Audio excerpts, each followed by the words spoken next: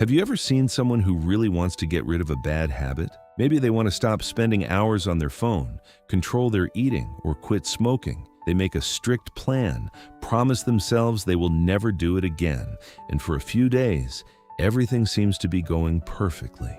Then, life gets difficult. They become stressed, tired, bored, or distracted, and without even thinking about it, they return to the same habit they were trying to escape.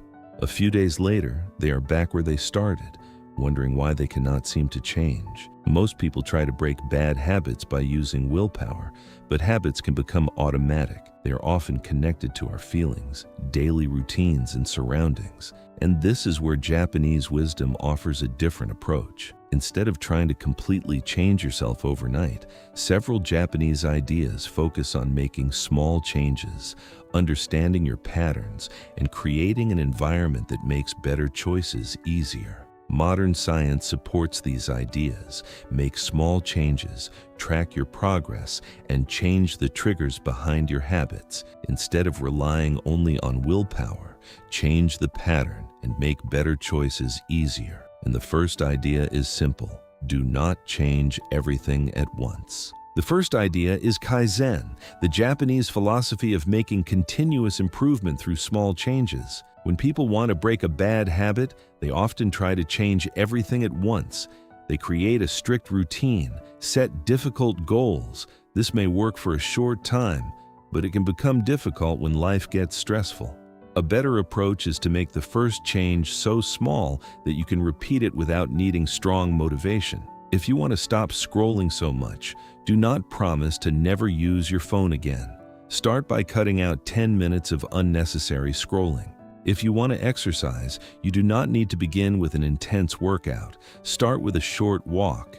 If you want to read more, begin with a few pages instead of forcing yourself to finish an entire chapter, because when a behavior becomes easier to repeat, it has a better chance of becoming part of your normal routine. The second idea is Seiri, a Japanese principle about removing unnecessary things and creating a more organized environment. At first, this may not seem related to bad habits, but your surroundings can strongly influence what you do. If your phone is beside you, you are more likely to pick it up. If unhealthy snacks are on the counter, you are more likely to eat them. And if the TV is already on, you may start watching without thinking. Instead of telling yourself, "I need more self-control," remove some of the things that make the old habit easy. Move your phone away from your workspace. Remove distracting apps from your home screen. Keep unhealthy foods out of sight, and place the book you want to read somewhere visible. Make the habit you want to reduce harder to start, and the habit you want to build easier to begin. Sometimes, changing your surroundings is enough to change your behavior. The third idea is Mottainai, a Japanese concept about respecting resources and avoiding unnecessary waste. At first, it may sound like a principle about money and objects, but you can also apply it to your habits. Think about how much time, energy, money, and attention can disappear through small, repeated behaviors. You check your phone for 5 minutes and suddenly half an hour is gone, or you buy something you do not need because it is on sale. Mottainai encourages a simple question: am I wasting something I could use more wisely?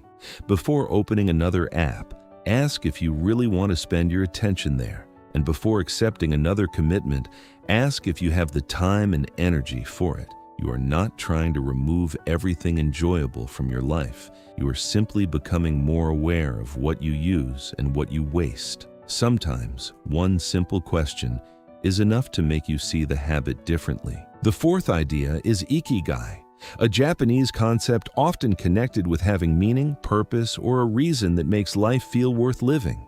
This matters because changing a habit becomes easier when you know why you want to change it. Think about someone who wants to exercise just to lose weight. That goal may motivate them for a while, but when they are tired or busy, skipping the workout can feel easy. Now imagine their reason is different. They want more energy for their children, or they want to stay healthy as they get older. Now the habit has a deeper purpose. You can use the same idea with almost any habit. If you want to spend less money, ask yourself what you are saving for. If you want to spend less time on social media, Ask yourself what you would rather do with those hours. When a habit is connected to something meaningful, changing becomes easier because you are working towards something you truly care about. The fifth idea is Shikata ganai, a Japanese way of accepting what is out of your control. This does not mean giving up. It means accepting that some things are outside your control and choosing not to waste your energy fighting them. This can be useful when you are trying to change a habit. Imagine you are trying to eat healthier, but you have a stressful day at work. You cannot change what happened at work, but you can control what you do next. You might take a short walk, prepare a simple meal, or give yourself a few minutes to calm down. Maybe you already wasted 2 hours scrolling. You can spend another hour feeling guilty, or you can accept that those 2 hours are gone and focus on the next 5 minutes. Instead of using every mistake as a reason to give up, accept what happened and return to the next useful action. Because sometimes progress begins when you stop fighting the past and start focusing on what you can still control. Hansei is a Japanese practice of reflecting on your actions and learning what you can do better. This is not about blaming yourself. When you repeat a bad habit, you might think, I have no discipline, or I always mess things up. Imagine you wanted to spend less time on your phone, but yesterday you spent 2 hours scrolling. Instead of feeling guilty, look at what happened. Were you tired? Were you avoiding something difficult? Was your phone beside you? Did one notification lead to another? Maybe the real problem was not the phone.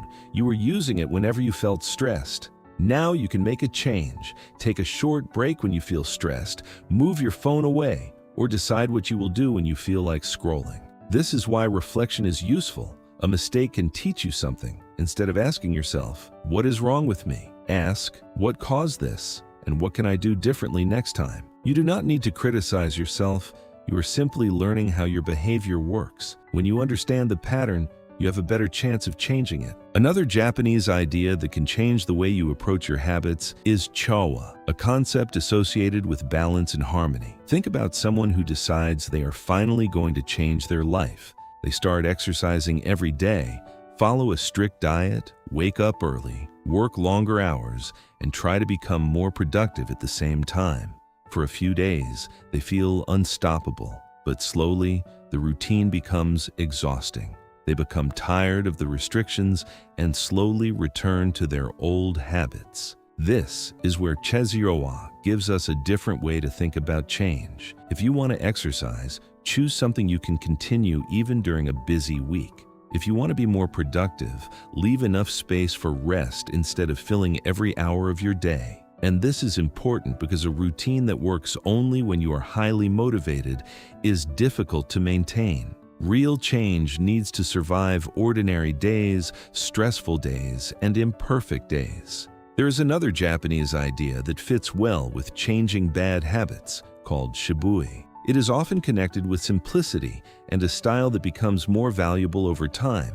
You can apply the same idea to your habits. Many people choose routines that look impressive. They decide to wake up at 5 every morning, exercise for an hour, follow a strict diet, and completely stop using their phone. It sounds impressive, but if the routine is too demanding, it can quickly become exhausting. Shibui suggests a different approach. Choose something simple enough that you can continue without constantly needing motivation. The habit may look ordinary, and it may not produce dramatic results overnight, but if you can continue doing it for months, it becomes much more valuable. This is where simplicity becomes powerful.